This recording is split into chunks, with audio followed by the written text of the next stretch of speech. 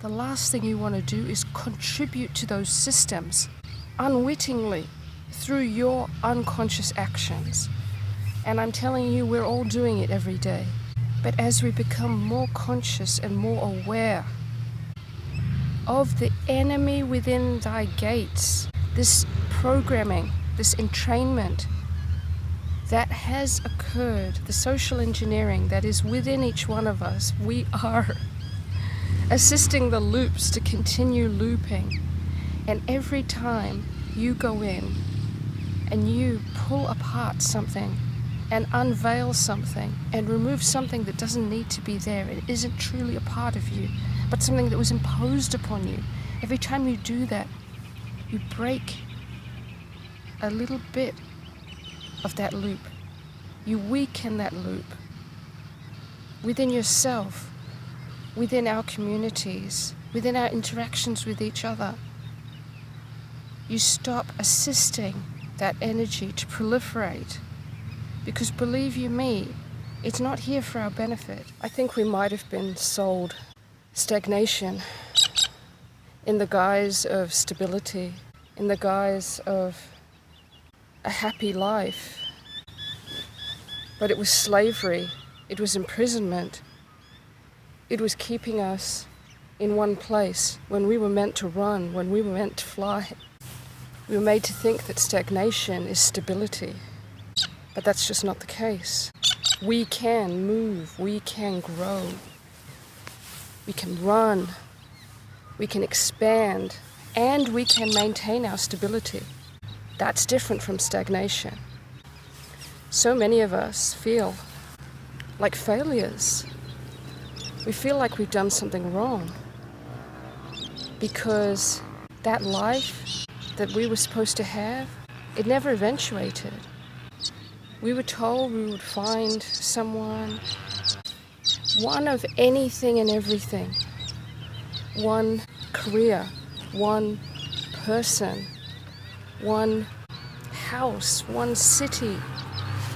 And once we found it, well, that would prove that we were now stable and we could live out the rest of our lives enjoying that stability, enjoying what we should expect to have. And yet, for us, it never came. It never came. Where is the one house with the one perfect partner and the one career that is fulfilling and the one community and the one group of friends? We were sold a lie of stagnation. We were taught to aspire to this lie. And when we got there, to whatever we could cobble together that vaguely looked like what we were told to chase after, we found that it was never going to work. It was inadequate, insufficient, because we were never made for that. We were made to run, we were made to jump, we were made to expand, we were meant to grow, we were meant to live lives that were not tame. Why do I say this? Not only do I just instinctively, intuitively feel this way because this is my experience. Secondly, I also know a lot of other people feel this way. But thirdly, and relevant to what I tend to talk about, is that narcissistic systems do not grow. Narcissists do not grow. And I suggest that we were sold a life that does not grow, that does not expand, that has horizontal bloat, but never vertical growth. Why? Because we're living within systems that are modeled after narcissistic ways of being. And they are limiting. They are limited. They are based on limit, scarcity, fear. They're based on dog eat dog, on competition, on appearances rather than substance. And doesn't this all sound familiar? And we're all itching at the seams, aren't we? Because those who are not running on narcissistic codes are destroyed by trying to live in narcissistic systems. We are siphoned from, but we were never meant to be food. We were never meant to be the fall guys, to be the scapegoats. We wear it well. We manage because that's what we are. That's what we're capable of. We are capable of things that those systems and those types of people cannot do. And to harness us and to tame us and to make us feed into their systems, we have been sold stagnation. As I said, under a guise of stability, under a guise of some sort of modernity that really doesn't seem all that exciting. Just think what we might have been capable of, and dare I say, are still capable of, when we snap out of this mode of being. Not to say that that's easy. We have lived through this our whole lives. Our parents have ingrained this in us unknowingly because they too have been enslaved within these systems.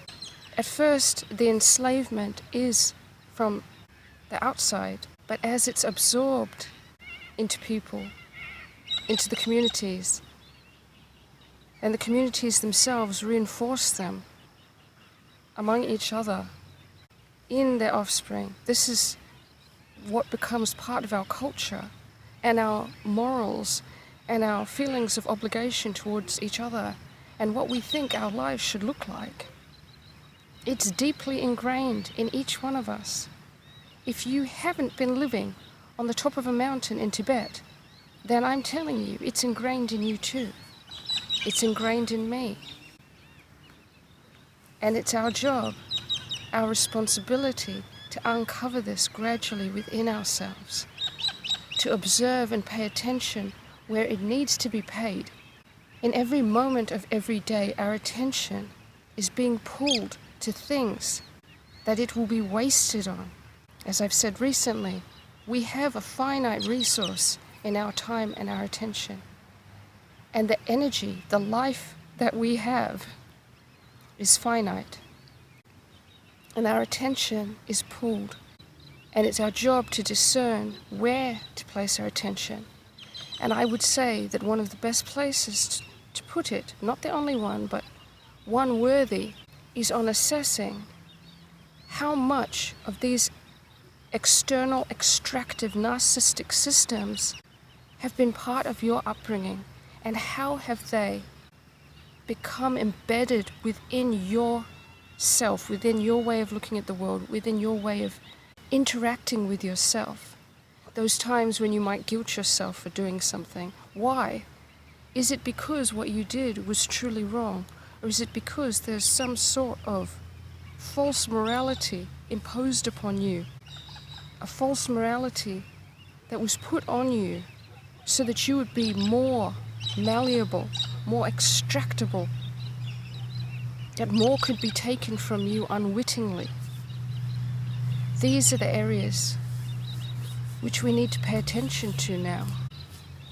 Because the last thing you want to do when you've understood and seen the harm that narcissistic systems can have, the last thing you want to do, believe me, because I feel this way too, the last thing you want to do is contribute to those systems unwittingly through your unconscious actions.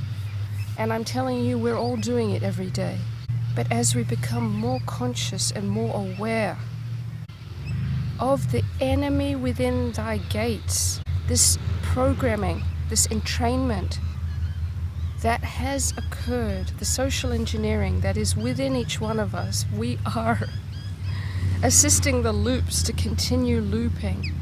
And every time you go in and you pull apart something and unveil something and remove something that doesn't need to be there, it isn't truly a part of you, but something that was imposed upon you. Every time you do that, you break a little bit of that loop. You weaken that loop. within yourself, within our communities, within our interactions with each other. You stop assisting that energy to proliferate, because believe you me, it's not here for our benefit. It has only ever helped to sell us a false future that we now see cannot come to pass, will never have been going to come to pass, because none of the juice, none of the foundation of that future was ever sown. It was all appearance. So now that we see that, now this is our time. It's hard to go internally because we want to blame the perpetrators. Fair enough, but we cannot neglect to understand that there's some of that has infiltrated us as individuals, and the only way for us to overcome and correct this is to go within ourselves and do what narcissists and their systems will never do, which is to truly grow, truly change and advance, truly break ourselves down so that we can build ourselves up again anew. Not just swap out faces, not just swap out masks, not just make justifications. Talk is cheap. You and I, we are capable of more than that. And this is what I invite you to do. Look within. See where you have been programmed. See where you can break that programming and make yourself and this realm that we live in that bit better. Thank you for listening to my message. If you resonate with it, why not like, share, and subscribe? Till next time.